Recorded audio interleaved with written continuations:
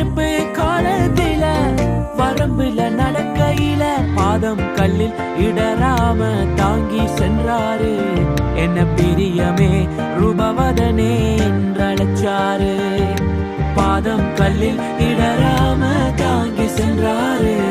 என்ன பிரியமே ரூபவதியே என்றழைச்சாரு.